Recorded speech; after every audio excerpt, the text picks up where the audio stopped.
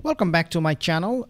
Judging by the latest statements of the Palestinian resistance and the new videos documenting their operations, whatever plan Israel is conducting in northern Gaza continues to fail. Indeed, nothing has changed on the ground. We'll talk more about that in a second, but I want to actually talk to you guys first about this particular incidents happening right now between Turkey and the Kurds. Take a listen.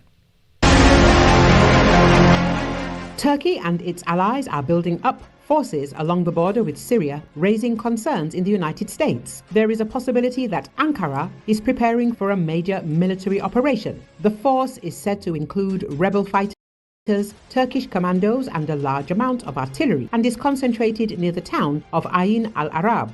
High-ranking American officials spoke about this in an exclusive commentary for the Wall Street Journal. One official said Turkey's build-up began shortly after the fall of Bashar al-Assad in Syria and said Ankara's actions were similar to what happened in 2019 before its invasion of northeastern Syria.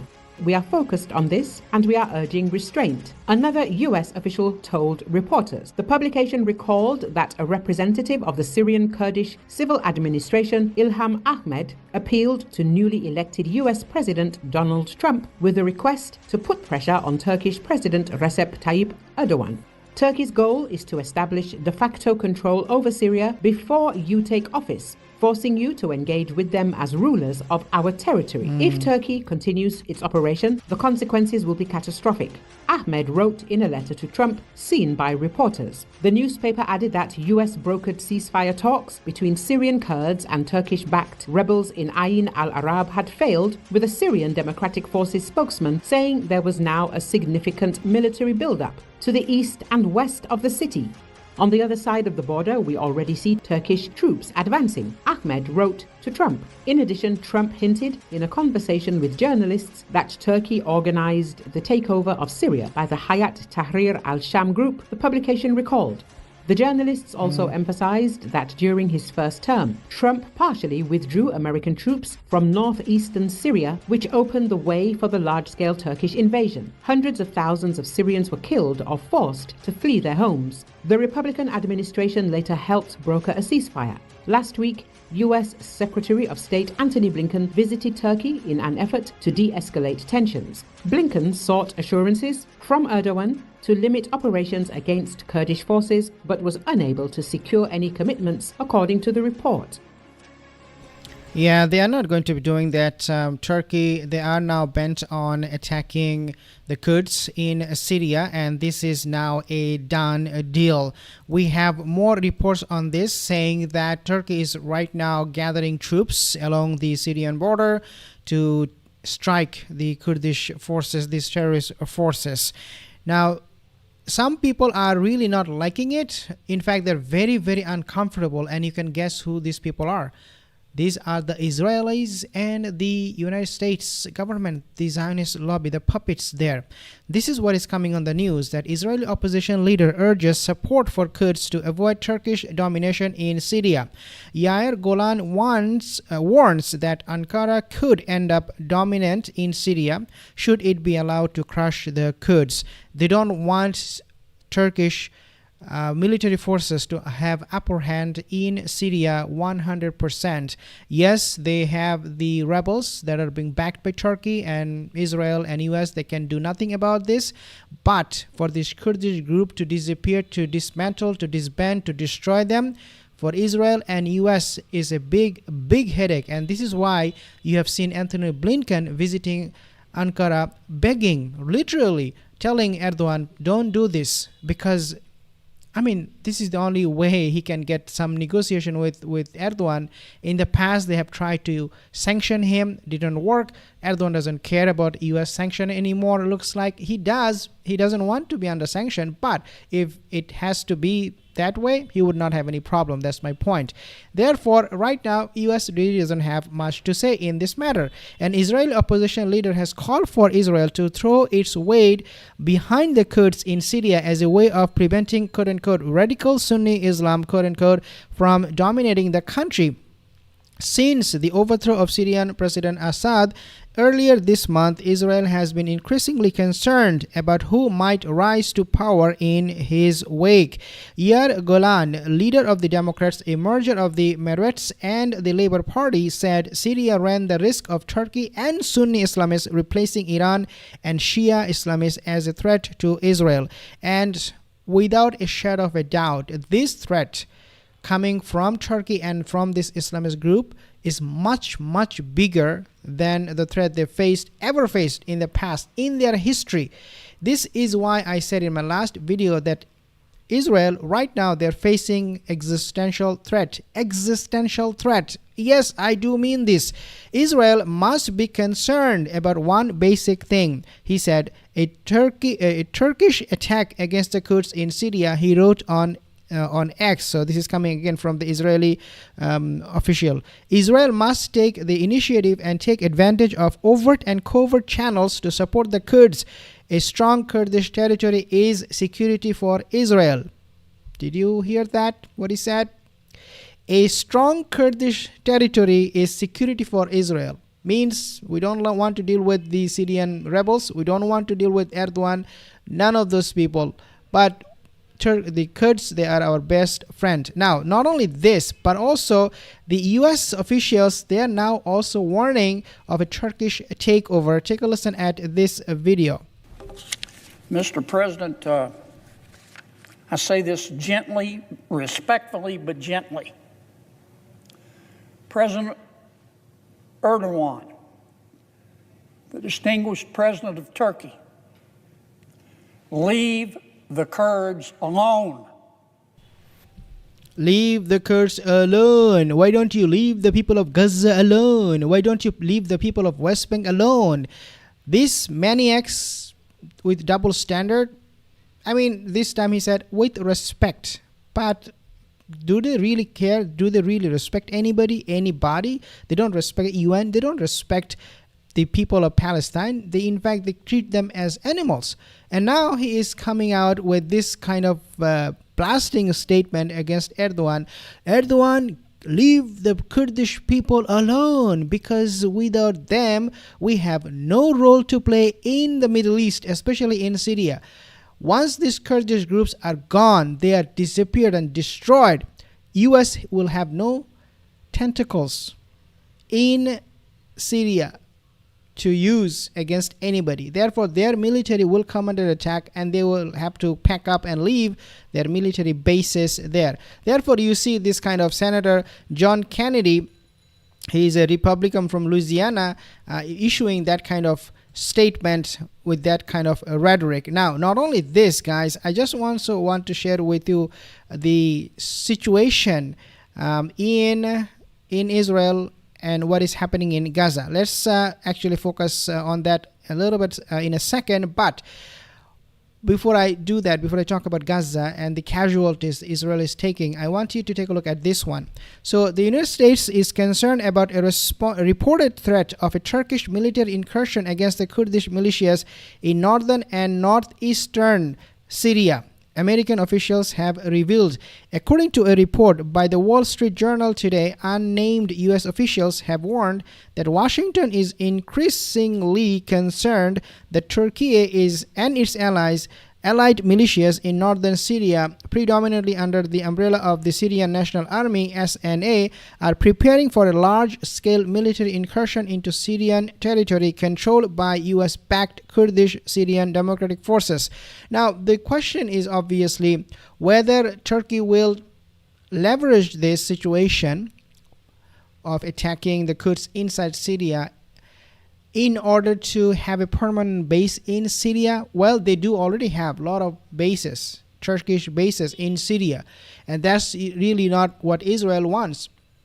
This could be a good, or I would say a very good time, a high time for Turkey to establish its foothold in Syria with its military power and support the Syrian rebels, the government there, in order to push Israel back, because what Israel is doing right now is unbelievable, and they're taking and capturing more and more land. So that has to stop.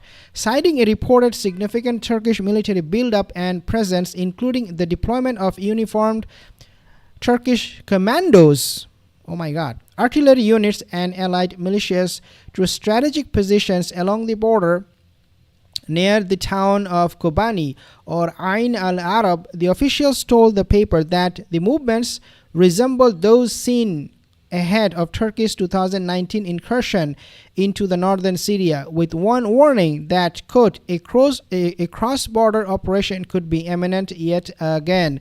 Of course, the operation has to go on. Of course, this pro-Israel, pro-Zionist forces of the Kurdish group, they must be destroyed ASAP. Why? Because these people are helping Israel. And when we talk about Israel, take a look at how they are capturing more and more lands in Syria. So this is where it all starts. And you can see that this is where Israel is, right? If you go a little bit here, now they're trying to attack Syrian infrastructure, Syrian military bases, and they want to disarm Syria. Just like they have done to the people of Palestine. They have disarmed them. So every time they said, well, we want to defend ourselves, we have the right to defend ourselves, and they start to build a military, Israel calls those military terrorists. And the US will designate them as terrorist organization. Now exactly same thing is happening in Syria. They want to destroy the ammunition depots. They want to destroy the anti-air defense system in Syria. So make them really literally without any power, any military power. And for that, to scare them, we have seen how Israel, they have dropped this bomb in the Tartus area that had the impact of an earthquake, and this earthquake was felt, the shock wave was felt around 800 kilometer away from the impact area, impact point. And what they also want to do, Israel, is they want to take control of these buffer zones and take over most part of Syria from that side, from Israeli side. So there are like 3 layers of buffer zone, phase 1, phase 2, and then you also have the safe zone, and you can see where Golan Heights is, and then you can see how deep they have infiltrated into Syria. In this map you can clearly see this. So this is really what the plan is. Therefore I am all for a Turkish attack on these Kurdish forces who are helping the Zionist forces. Now let's talk about what is happening in Gaza. Why I said that Israel is being humiliated, and they're being humiliated every single day. Al-Qassam brigades, the military wing of the Palestinian resistance movement Hamas, announced that they have eliminated 5 Israeli soldiers from a zero distance.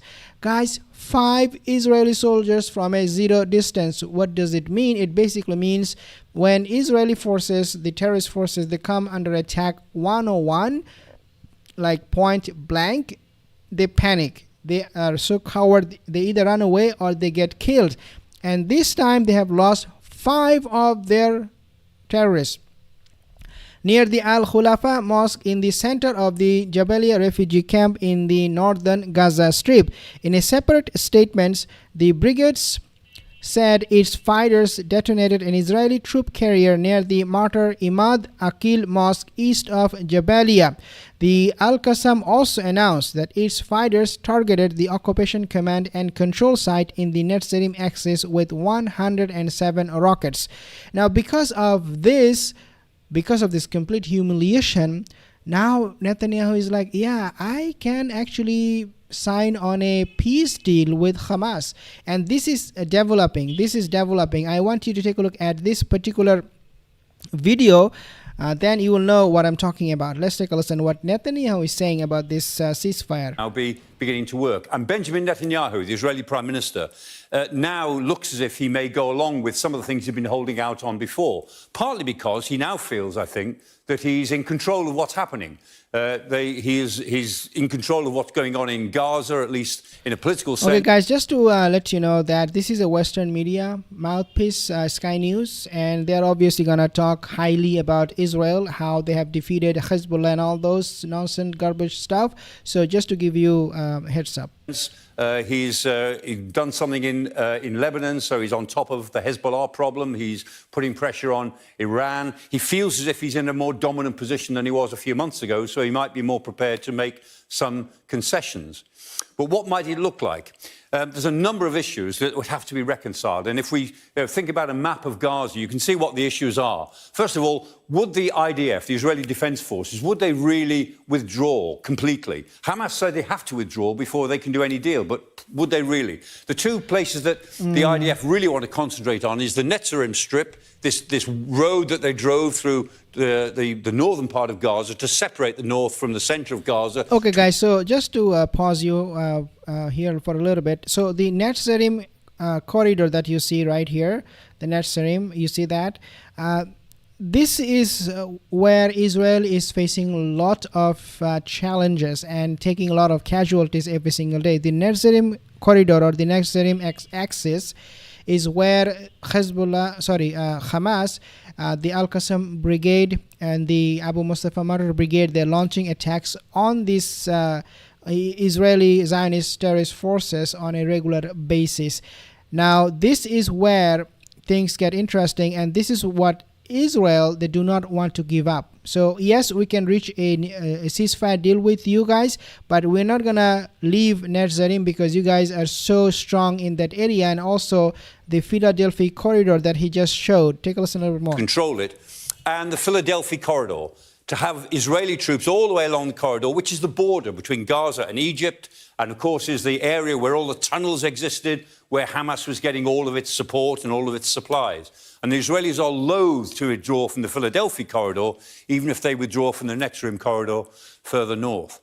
And then so again, they have their conditions that we are not going to withdraw from Philadelphia, and if we need to withdraw from Netzarim, I mean, this is a completely messed up situation for Israel at the moment, because they are doing, if they do reach a ceasefire deal with Hamas, they will do a lot of concessions, including letting Hamas to rule over Gaza, even though that's what they never wanted. Since October 7th, they attacked Gaza and committed this genocide, only to find out after more than a year that, you know what, we cannot defeat Hamas. They are going to keep control over the Netzarim axis, and they will most likely also have control over the Philadelphia corridor. If they withdraw, or a phased withdrawal, how might the hostages be released? It seems that there are maybe 50 or 60 hostages still alive, maybe 35 bodies to be recovered, so maybe 100 people to be accounted for. Would they all be released together, or would that be phased with some sort of Israeli phased withdrawal? We don't really know. And then one thing we know for sure, which is that Israel, they don't care much about, or they don't talk about the hostages anymore, if you have noticed that, especially when it comes to negotiation about the ceasefire. No, they don't have those demands like in the past. Oh, we have to have those hostages out, otherwise there is going to be no ceasefire. Remember Matthew Miller, he made a statement, and he said, we vetoed the UN resolution for a ceasefire in Gaza because there was no clear-cut explanation as to how the hostage deal will take place. Now all of those things are gone. They have actually, and the reason for that is because Israel, they have killed their own people. Those hostages were killed by Israeli bombardments. And there's the question of, well, what follows? Is this ceasefire a 60-day ceasefire, or a 28-day ceasefire, or a 21-day ceasefire? Hamas says that any ceasefire has got to lead inexorably towards a more permanent peace deal. Israel have rejected that because they don't want to have to deal with Hamas. They said that we're going to destroy Hamas completely. Well, they may have destroyed it militarily. They may have left Gaza as a bit of a ruin from a governmental point of view, but they're still going to have to deal with Hamas. So it isn't clear whether this ceasefire can become something more permanent. And then while this is going on, the Israelis are still hitting. They're hitting Beit Lahia in bombing attacks. They're hitting Gaza City. They're hitting Rafah in the south. They're hitting some of the Nuseirat refugee camps further north. All of this is going on at a time when somebody else is involved as well, a man called Steve Witkoff. And Steve Witkoff has been in touch with everybody involved, it seems. He is President Trump's nominee, or is his designated envoy to the Middle East. And he's dealing with this behind the scenes. So the Trump team are talking to everybody. And so for good and bad reasons, President Trump, President-elect Trump, is having an effect on this crisis, which is giving everybody the message to hurry up. Yeah, of course. And Trump doesn't want to deal with this situation anymore because that will not be good for his presidency. And he doesn't want to leave behind a legacy of a president of war or a president who could not solve a war, especially in Gaza and also obviously in Ukraine. He wants to change that. He wants to have his narrative about his legacy very, very positive, and that's where he is heading, which is a good thing. If he can stop this genocide in Gaza, that's a good thing. But nevertheless, Netanyahu must be held accountable. Biden administration must be prosecuted, all of them, including Anthony Blinken, because I think it is time that these people face justice just like anybody else.